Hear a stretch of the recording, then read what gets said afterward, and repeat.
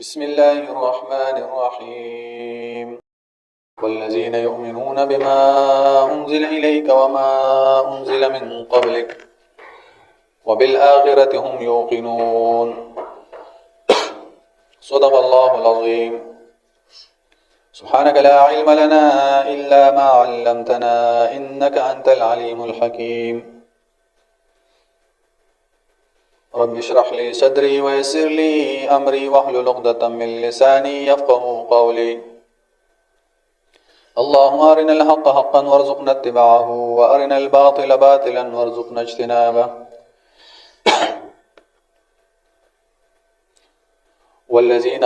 خلقوا يؤمنون چې ایمان وروړي بما په هغه څه باندې انزل الیک چې نازل کړي شوی دی ستا طرف ته وما انزل من قبلک چې نازل شوی دی من قبلک ستان وړاندې وبالآخرة او په آخرت باندې هم یوقنون هغه یقین ساتي. دینه مخکې آیتونو کې د متقینو درې صفات بیان شوي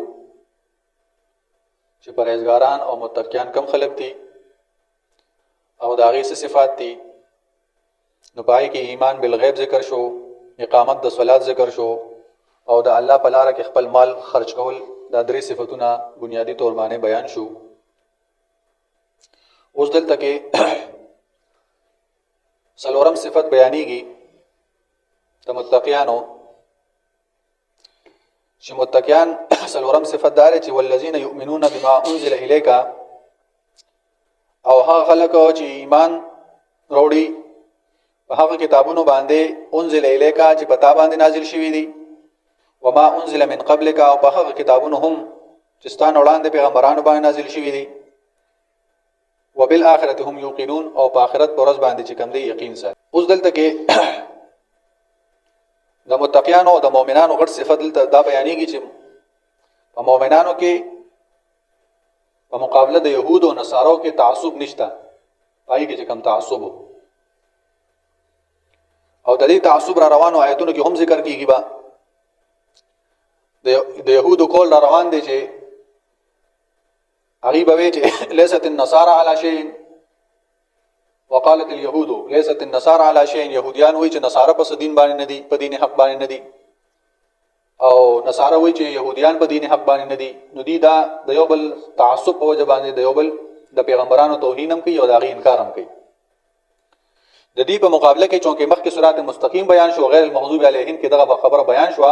چې غضب کړي شوی يهوديان دي او گمراه شوی چې کوم دي نصارا دي. نو اوس دلته کې دغه فرق هم بیانې په دې آیتونو کې چې په مؤمنانو کې او په يهودو او نصارو کې فرق څه دی. نو د هغې کې تعصب ډېر دی، په يهودیانو کې تعصب ډېر دی او دوی چې کوم دی د یو بل پیغمبران د هغې د ګمراهۍ خبرې کوي او د یو بل د دین چې کوم دی هغې ته ناحق دین وي. نو يهودیان نصاراو ته ناحق وي او نصارا يهودیانو ته ناحق وي. خو په مقابله د دې کې مؤمنان چې کوم دي هغه په صراط مستقیم باندې دي، هغه په کتابونو باندې هم ایمان لري کوم چې په پیغمبر علیه السلام باندې نازل شوي دي او کوم کتابونه چې د پیغمبر علیه السلام نه مخکې په نورو انبیاء علیهم السلام باندې نازل شوي دي، یعنی تورات، زبور، انجیل،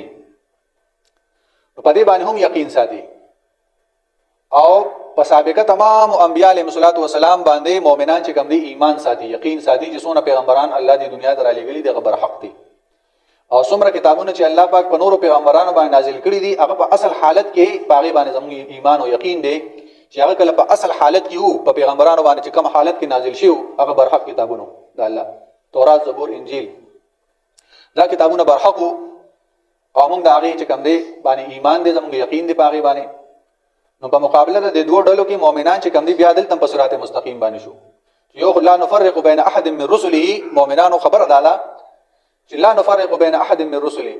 چې موږ د الله جل شانه د طرف نه را لېږلي شوي پیغمبرانو کې یو کوم تفریق نه کوو چې دا حق دی او دا ناحق دی، نعوذ بالله، یا د هغه کتابونه حق او دا ناحق دي، لکه څنګه چې یهود او نصارو وایي او په یو بل باندې چې کوم دی الزامات لګول چې ستاسو دین حق نه دی او زموږ دین حق دی. نو د دې په مقابله کې مؤمنان چې کوم دي دا په صراط مستقیم باندې قایم دي. نو دی ایمان ساتي بما په هغه کتابونو باندې انزل الیک. اوس دلته کې بما کې مفسرین حضرات فرمایي چې دا ما چې کوم دا عامه ده، نو چې عامه شو نو مطلب یې څه شو چې نازل شوي دي اے پیغمبره پتا باندې. نو په دې کې بیا قرآن هم داخل شو او احادیث مبارکه هم پکې داخل شو. یعنی قران ته وحی مطلوب ویل کیږي. په پیغمبر علیه الصلاۃ والسلام باندې جبرائیل علیه الصلاۃ والسلام دوه قسمه وحی وروړي. یو وحی هغه با پیغمبر علیه الصلاۃ والسلام باندې قران نازلې دو، جبرائیل علیه السلام به قران نازلو. او د یو وحی هغه ته غیر مطلوب ویل کیږي، یعنی جبرائیل علیه الصلاۃ والسلام به پیغمبر علیه الصلاۃ والسلام ته احادیث بیانول د الله جل شانه د طرف نه، یعنی هغه د هغه معنی به د الله تر طرف نه او الفاظ به د پیغمبر علیه الصلاۃ والسلام تر طرف نه. نو احادیث مبارکه د پیغمبر علیه السلام احادیث چې کوم دي ته وحی غیر مطلوب ویل کیږي. نو بما انزل الیک د مؤمن صفت داري چې دی با په هغه وحی باندې یقین ساتي کما چې پتا باندې نازل شوی دا هغه وحی مطلوب د قران دا. نو قران باندې هم مؤمن یقین ساتي او وحی غیر مطلوب احادیث چې کوم دي دا به هم د یقین په دی باندې ساتي. نو دلته په منکرین حدیث باندې رد امراغي چې کوم خلک د حدیثونو انکار کوي چې حدیث حجت نه دی د پیغمبر علیه السلام، او یا دا چې کوم دی د رسول الله صلی الله علیه وسلم نه په کلونو بعد د دې حدیثونو کتابونه چې کوم دی دا شایع شوي دي او وجود کې راغلي دي. نو د پیغمبر علیه السلام احادیث مبارکه د دې انکار چې کوم دی دا سړی کفر درسي. او په دې آیت کې بما انزل الیک کې دا هم داخلي دي. مفسرین حضرات فرمایي چې ما عام ده په دې کې وحی مطلوب او وحی غیر مطلوب دواړه شامل دي. نو حدیث چې کوم دی دا حجت دی په شریعت کې، ځکه چې پیغمبر علیه السلام بارک الله جل شانه فرمایي وما ينطق عن الهوى الا وحي يوحى، چې پیغمبر علیه السلام چې کوم دی هغه د خپل خواهشاتو نه خبرې نه کوي مگر هغه څه چې په پیغمبر علیه السلام باندې وحی راشي. نو هغه قران دی، نو هغه په وحی په ذریعہ سره نازل شوی دی او په پیغمبر علیه السلام د قران تشریحات کړي دي او خپل عملی ژوندۍ کې چې د پیغمبر علیه السلام نه کم احادیث مونږ ته روایت شوي دي. نو دغه ما ينطق عن الهوى، نو پیغمبر علیه السلام احادیث مبارکم په خپل طرف نه اجتهادي نه دی ویلي، بلکې د الله طرف نه چې پیغمبر علیه السلام باندې کوم وحی شوی دا نو د هغې په بنیاد باندې پیغمبر علیه السلام خبره کړې ده. ډېرو موقعو باندې پیغمبر علیه السلام چې کوم دی د ډېرو مسلو نه باره کوي چې ما ته د علم نشته، نو جبرائیل علیه السلام به وحی وروړی ده چې د دې مسلې دا مسله ده او د الله طرف نه دا حکم دی. بل ځای کې الله جل شانه فرمایي وما اتاکم الرسول فخذوه وما نهاکم عنه فانتهوا، څه چې دا پیغمبر تاسو له درکې هغه واخلئ او د کوم څیز نه چې منې کي د هغې نه منې شئ. او ومن یطع الله، چا چې د الله اطاعت، ومن یطع الرسول فقد اطاع الله، چا چې د پیغمبر علیه السلام اطاعت وکړو هغه د الله اطاعت وکړو. نو ډېر آیتونه په قرآن کې په حجیت د حدیث باندې دلیل دی. احادیث مبارکه چې کوم دی دا په شریعت کې حجت دی. یو سړی د حدیث مبارکو د حجتوالي نه انکار کوي نو دی دغه دین نه انکار کوي. یو سړی وایي چې صرف د دین صرف په قرآن کې موجود دی او حدیث مبارکه دا غیر ضروری دي یا دا د دې په دین کې شریعت او حیثیت نشته، نو دی د دین پورا بنیاد نړۍ. ځکه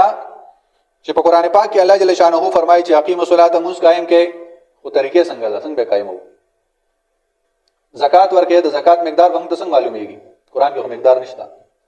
حج ادا کې نو حج ادا کې څنګه ادا کو، طریقې څنګه ده، حج په کومه طریقه ادا کو، د هغې فرایض څه دي، واجبات څه دي،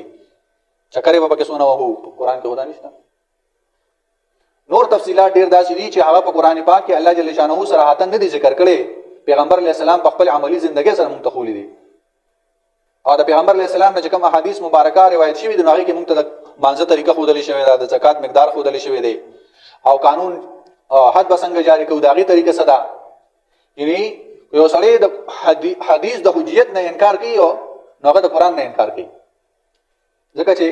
پیغمبر علیه السلام بارک الله فرمایي چې ما ينطق عن الهوى، چې دی د خپل خواهشاتو نه خبرې نه کوي بلکې د وحي نه خبرې کوي. نو چې کومه پیغمبر علیه السلام حدیث راغلی دی نو هغه وحي ده او د هغې نه انکار چې کوم دی دا د قرآن نه انکار دی بلکې د دین نه انکار دی. چې موږ طریقه تا نه معلومه نو موږ به څنګه بیا کوي. نو په دې وجه مفسرین حضرات فرمایي نو کوم خلک چې د حدیثو نه انکار کوي یا په دې کې تاویلات کوي، حدیثو د جمع باره کې محدثینو دومره جستجوګانې کړي دي چې په لاره به یو محدث روانو هغه به صرف په لاره باندې خوراک په لاره کې نو محدثینو وایي چې دا دنه به حدیث نه اخلو، دې د مروت خلاف کار کوي، په لاره کې څو خوراکونه کوي. داسې راوي چې هغه به په لاره کې چېرته کوي څه خوراک کو نو محدثینو به د هغه نه حدیث نه اخیستو. دا ضعیف دی، روایت معتبر نه دی ځکه چې دی خو د آدابو خیال نه ساتي، د لارې د ادب ورته پته نشته، نو موږ حدیث څنګه وایو. نو حدیث جمع کولو کې محدثینو چې کوم دي ډیر سخت شرایط خېلي د هر چا نه حدیث نه قبلي او بل دا حدیث کې چې کوم مونږ وایو چې دا ضعیف دی دا صحیح دی دا پلانې دی دا حدیث ضعیف نه اصل کې دا سند ضعیف دی دا چې په کوم سندونو سره مونږ ته رسیدلې دی هغه سند ضعیف هغه کې ضعف پیدا کی حدیث کې ضعیف مې نه حدیث خو د پیغمبر علی السلام قول او فعل ته ویل کیږي تقریر ته ویل کیږي دغه ضعیف نه دا ضعف چې پکې پیدا کیږي یا کمزورتیا پکې پیدا کیږي دا پکې دراوی په اعتبار سره پیدا کیږي لکه مثال په تور باندې دلته درې کسان ناس دي په دې کې چې کوم دی مثال ابراهیم کاکا یو معتبر سړی دی اعتماد والا سړی دیندار سړی دی او بل چې کوم دی هغه لک د دنه شان کې کمزور دی بل دا غنم لک په اعمال په اعتبار سره د تقوا په اعتبار سره کمزور دی نو دا سند چې د دې طرف نه روان شي نو دلته کې بیا اوس وی چې دا یو راوی پلانې راوی پکې کمزور دی د حافظه کمزور ده د حدیث صحیح طریقې سره یاد دل نه غاز مختلف قسمه عیبونه پکې پراویانو کې نو دا حدیث کې چې کم ذوق پیدا کیږي کمزوري پکې پیدا کیږي نو دا پکې د راوی په وجبان پیدا کیږي چې روایت کړي اصل حدیث کې ضعف نه یا کمزوري نه یا ضعیف نه حدیث کې ضعف والی کمزور والی دا د راوی په وجبان پیدا کیږي نو صحیح سندونو حدیث چې کوم مترازی دي د دنیا حدیث دي نو کو جوړه سړی د دین انکار کوي نو د گمراهۍ طرف روان دي بلکې کفر طرف ته چې کوم دی لاړ اعوذ بالله نو په دې وجبانه الله جل شانه دلته فرمایي والذین یؤمنون بما انزل الیک او متقیان ها خلق دي یؤمنون چې ایمان ساتي یقین ساتي به هغه کتابونو باندې هغه وحی باندې انزل الیک چې پتا باندې نازل شوی دا وما انزل من قبلک او هغه کتابونو باندې من قبلک چې ستاسو وړاندې نازل شوی دي په تمام انبیاء علیهم الصلوات والسلام باندې وبالآخرة هم یوقنون او په آخرت پر ورځ باندې دي یقین ساتي په دې آیتونو کې الله جل شانه د مؤمنانو بل صفت ذکر کو چې په پیغمبر علی السلام چې کوم وحی راځي کوم وحی مطلوبه که غیر مطلوبه په دوانو باندې یقین ساتي نو دا د مؤمن کمال او صفت ده او په هغه کتابونو باندې یقین ساتي او په هغه پیغمبرانو باندې کوم چې د وړاندې پیغمبر علی السلام نه مخکې نازل شوی دي او په ورځ د آخرت باندې چې کوم دي هم یقین ساتي واخر دعوانا الحمدلله رب العالمین ربنا تقبل منا انك انت السميع العليم وتب علينا انك انت التواب الرحيم اللهم احسن عاقبتنا في الامور كلها واجرنا من خزي الدنيا وعذاب الاخره ربنا ظلمنا انفسنا وان لم تغفر لنا وترحمنا لنكونن من الخاسرين اللهم ربنا آتنا في الدنيا حسنه وفي الاخره حسنه وقنا عذاب النار وصلى الله على النبي الامي وبارك وسلم تسليما كثيرا كثيرا برحمتك يا ارحم الراحمين